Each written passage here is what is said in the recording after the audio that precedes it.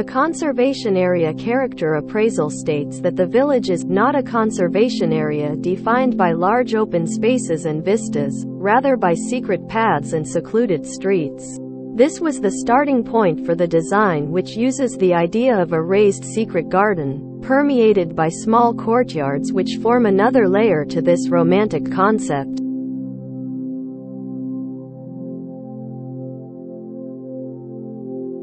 The fundamental design approach was to relate the building to its context by drawing inspiration from the materials and history of the surroundings as well as the wider rural context. The site is level and rectilinear, and may have been used as a source for stone for the village before latterly becoming a tennis court.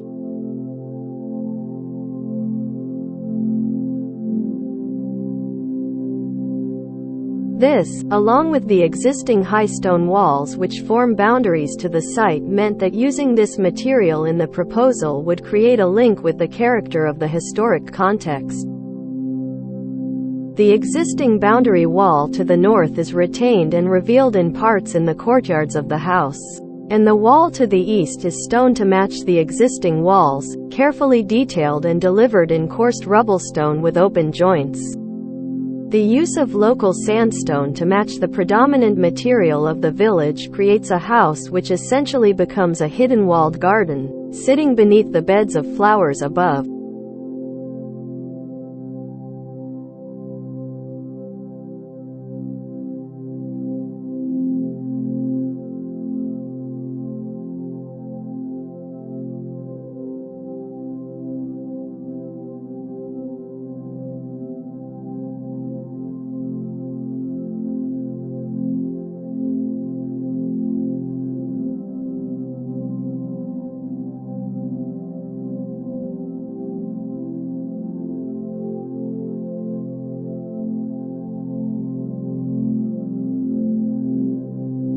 The pop-up gallery and reading room elements use Cumbrian slate to reflect the typical village context at roof level.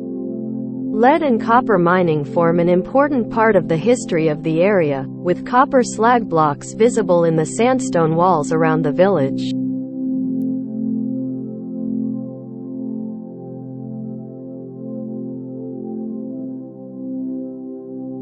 The design therefore uses metals to connect to the village's past, with lead copings and the careful use of weathering steel to reference the richness of the copper. Most notably to the screen doors on the east elevation, the kitchen volume and the front door.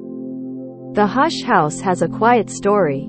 The design is of its own time, whilst still mindful of its contribution to the history of its place.